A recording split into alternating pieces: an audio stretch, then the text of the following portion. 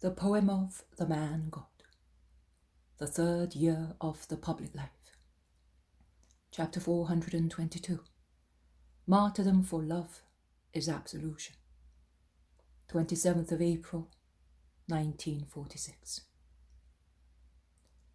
From the tops of the last risings of the ground, which cannot be called hills, as their height is so minimal, a large stretch of the Mediterranean coast appears.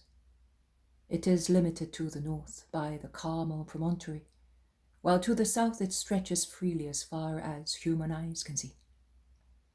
A placid, almost straight coast, with behind it a fertile plain interrupted by slight undulations of the ground. Coast towns are visible with their white houses, situated between the green of the country and the blue of the sea, which is placid and serene, a bright blue reflecting the pure azure of the sky. Caesarea is a little to the north of the place where the apostles are with Jesus and some disciples, whom they probably met in the villages they passed through in the evening or at dawn. It is now later than daybreak and dawn, although it is very early in the morning. In those beautiful hours of summer mornings, when the sky, after rosy dawn, becomes again blue, the air is fresh and clear, and fresh is the country. No sail appears on the sea. They are the pure hours of the day, when fresh flowers begin to open, and the dew, drying in the early sun, exhales the sweet smells of herbs, bestowing freshness and perfume on the light breath of the morning breeze, which moves the leaves on stems just lightly and barely ripples the smooth expanse of the sea. The town appears, stretched along the shore, as beautiful as every place where Roman refinement has settled. Thermal baths and marble buildings exhibit their whiteness like solid blocks of snow in the districts closer to the sea, overlooked by a tall white square tower near the harbour. Perhaps a castrum or a lookout post. Then there are the more modest little suburban houses in Jewish style, and everywhere there are green pergolae, roof gardens built more or less splendidly on the flat roofs of houses, and tall trees growing everywhere. The apostles admire the view resting in the shade of a group of plane trees, almost on the top of the hill. "The sight of this immensity lightens one's heart," exclaims Philip. "And you seem to be already feeling all the coolness of those beautiful blue waters," says Peter.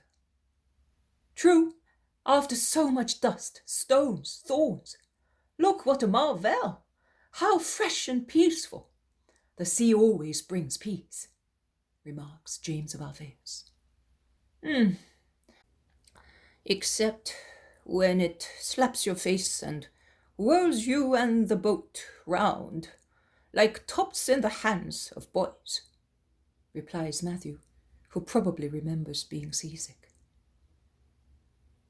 "Master, I think of all the words of our psalmists, of the book of Job, of the words of the wisdom books, where the power of God is celebrated, and I do not know why. The thoughts coming from what I see make me feel that we shall be elevated to perfect beauty on a blue, bright purity thus, if we are just until the end, in the great gathering, in your eternal triumph, the one which you described to us, and which will be the end of evil. And I seem to be seeing this azure immensity, peopled with bright risen bodies, and you, shining more than 1,000 suns, in the middle of the blessed souls, and no more sorrow, tears, insults, disparagement like yesterday evenings, and peace, peace, peace. But when will evil stop being harmful? Will it perhaps blunt its arrow against your sacrifice? Will it be convinced that it has been beaten?"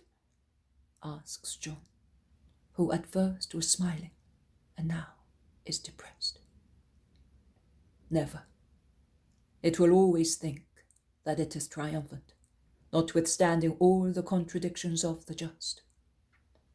And my sacrifice will not blunt its arrows.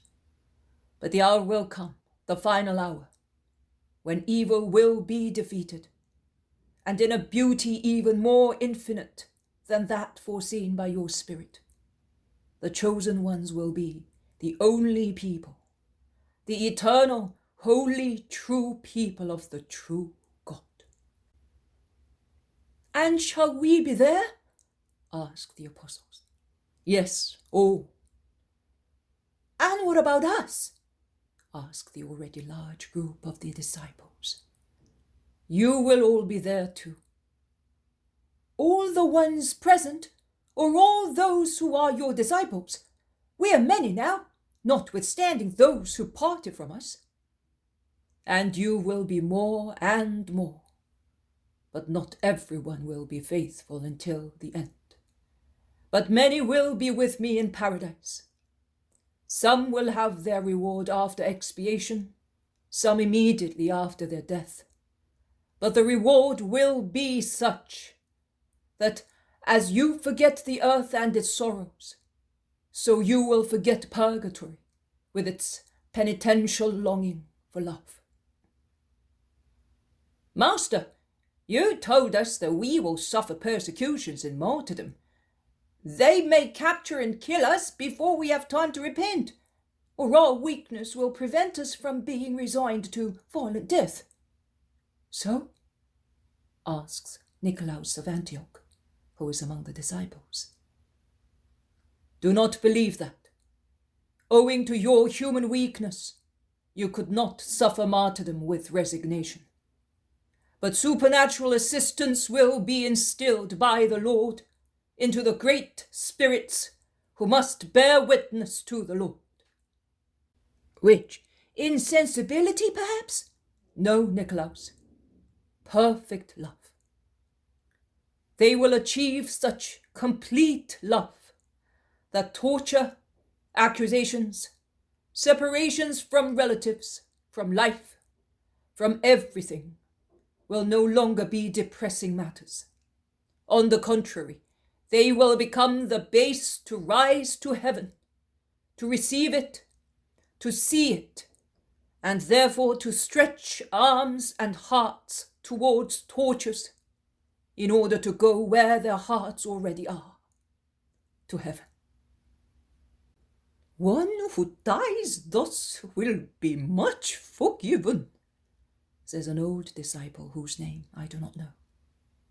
Not much, but completely forgiven. Papias, because love is absolution, and sacrifice is absolution, and heroic confession of faith is absolution. You can thus see that martyrs will have treble purification.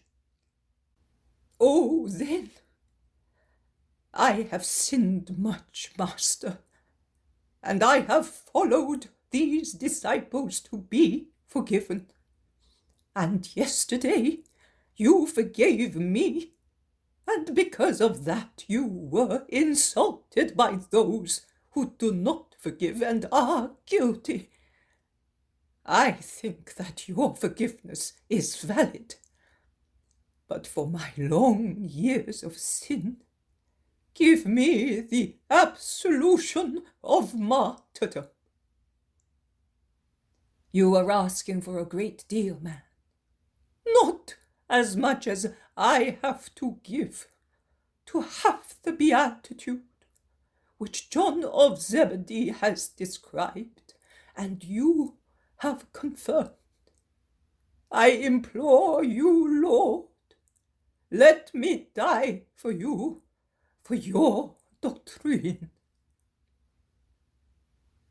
You are asking for very much, man. The life of a man is in the hands of my Father. But every prayer of yours is heard, as every judgment of yours is heard. Ask the Eternal Father that forgiveness for me. the man is on his knees at the feet of Jesus, who looks him in the eye and then says, "And do you not think that it is martyrdom to live when the world has lost all attraction and the heart yearns for heaven? And to live to teach other people to love and to become acquainted with the disappointments of the Master, and to persevere tirelessly to give souls to the Master? Always do the will of God, even if your own should appear to you to be more heroic, and you will be holy. But here are your companions coming with supplies. Let us set out to arrive in town before the torrid hours." And he sets out first down the light descent that soon arrives at the plain, marked by the white ribbon of the road leading to Caesarea on the sea.